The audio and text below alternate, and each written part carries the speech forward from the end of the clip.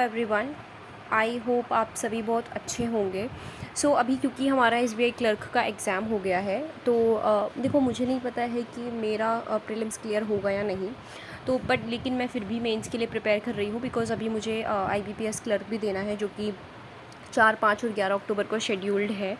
And देखो mains के लिए तो हमें प्रिपेयर करना ही है, इधर हमारा एग्ज़ाम क्लियर हो या फिर नहीं हो, ठीक है। मैं आपको मेरी स्ट्रैटेजी बता देती हूँ कि मैं किस तरीके से प्रिपेयर करने वाली हूँ। तो स्ट्रैटेजी एसबीआई क्लर्क और आईबीपीएस क्लर्क दोनों के लिए सेम ही है बिकॉज़ दोनों पेपर सेम टाइम पे आ रहे हैं और उनके लेवल में ज़्यादा फ़र्क भी नहीं होता है, ठीक है। तो सबसे पहले मैं जीए का आपको बता देती हूँ। जीए जो है मैं कपिल काटपाल सर को फॉलो करती हूँ, उनकी जो डेली क्लासेस होती हैं यूट्यूब पर मैं उनको फॉलो करती हूँ, तो मैं उन्हीं को ही कर रही हूँ। अब देखो क्या होता है ना, जीए ऐसा बोला जाता है कि हमको पिछले 6 महीने का करना होता है, ठीक है। मैं अभी पहले जो 4 महीने हैं लाइक जुलाई, अगस्त, सितंबर, अक्टूबर, ये वाले बहुत अच्छे से करने वाली हूँ बिकॉज़ प्रीवियस 4 मंथ्स जो है बहुत ज़्यादा इंपॉर्टेंट होते हैं। और नवंबर का तो हम करेंगे ही क्योंकि आई थिंक 15 और 16 को एसबीआई क्लर्क मेन शेड्यूल्ड है, तो वो भी हमें करना ही है। बट इन पे ज़्यादा फोकस करना है, जुलाई, अगस्त, सितंबर, अक्टूबर। बट मैं जून से कर रही हूँ, मतलब वो मैं फोकस करूँगी कि 4 और जून का अलग से कवर करूँगी। तो जून से लेके नवंबर तक मैं कवर करूँगी, मई मैं नहीं कर रही हूँ, वो इतना मुझसे होगा भी नहीं, ठीक है, ऑनेस्टली स्पीकिंग। और रीजनिंग में देखो मैंने क्या किया, मेरे पास क्या है, एसबीआई क्लर्क की जो क्विजेज़ वाली पीडीएफ होती है ना, मतलब उनका जो 50 दिन का कोर्स होता है, वो मेरे पास पीडीएफ्स हैं।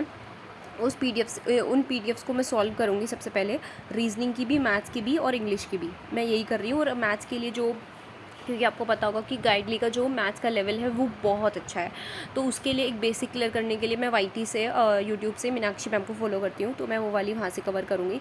इसके बाद जब मेरी पीडीएफ्स पूरी हो जाएंगी, मैं कोशिश करूँगी कि दिन में मतलब 3 से 4 हर एक सब्जेक्ट की 4-4, 5-5 पीडीएफ ख़त्म कर दूँ, ठीक है। एंड उसके बाद मैं मॉक्स देना स्टार्ट करूँगी। प्रोबेबली मैं सोच रही हूँ कि मैं मॉक्स देना, क्योंकि मैंने पहले भी पीडीएफ करी हुई हैं तो मेरी थोड़ी कवर हो गई हैं, तो मैं सोच रही हूँ कि क्योंकि हमारा 15 को एग्ज़ाम है, सपोज़ करके चलते हैं, ठीक है। तो एटलीस्ट 1 महीना तो हमें अच्छे से अपने आप को मेंस में ढालने के लिए चाहिए। तो मैं लाइक 10 to 15 अक्टूबर से मेंस का मॉक देना शुरू कर दूँगी, ठीक है। मॉक के लिए मैं गाइडली का मॉक दूँगी, टेक्स्ट बुक का और ओलिव बोर्ड का, और जो प्लेटफॉर्म्स पे ना लाइव मॉक्स चलते हैं वो वाला भी मैं अटेम्प्ट करूँगी, ठीक है। उसके बाद मैं आपको शेड्यूल बता देती हूँ कैसे कि लाइक मंडे टू फ्राइडे मैं सारा जितने भी पीडीएफ है वो कवर करूँगी।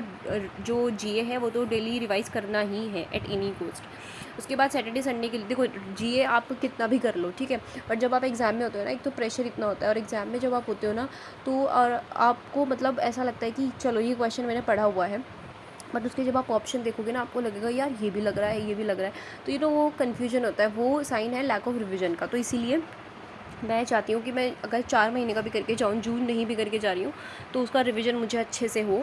तो सैटरडे संडे मैं रिवीजन का रख रही हूँ। एंड इसके अलावा जो लाइक रिवीजन मैंने कर लिया, मुझे क्विज़ अटैम्प्ट करनी है, तो वो मेरे पास लर्निंग नीति का, आपको पता होगा, कपिल काटवाल सर का क्रॉसवर्ड है, उससे मैं क्विज़ अटैम्प्ट करूँगी।